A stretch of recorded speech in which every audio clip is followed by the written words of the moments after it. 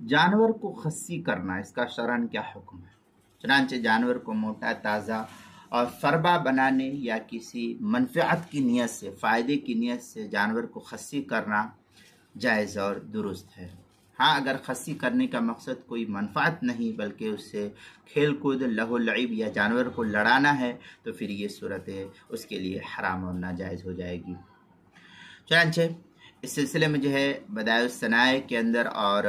فتاوی شامیہ وغیرہ کے اندر اس طریقے سے ہے، وجاز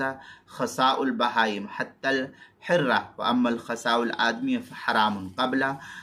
الفرس وقیدہ۔ اس طریقے کی عبارت جو ہے کافی تفصیل سے فتاوی شامی کتاب الحظر والاباحہ فصل فی البیع جلد نمبر 6 صفحہ نمبر 388، فتاوی ہندیہ کتاب الکراہیہ الباب التاسع عشر جلد نمبر 5 صفحہ نمبر 357 جو مکتبہ رشیدیہ کا چھپا ہوا نسخہ اس کے اندر، البحر الرائق جلد نمبر 8 صفحہ نمبر 204، کتاب الکراہیہ جو ایچ ایم سعید کراچی کا چھپا ہوا نسخہ اس کے اندر،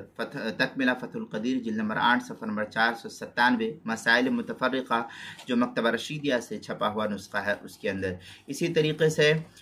قربانی کے مسائل کا انسائکلوپیڈیا، اس کے حروف تہجی خا عنوان ہے خصی کرنا، صفحہ نمبر 68 پر جو ہے اس کو نقل کیا گیا ہے۔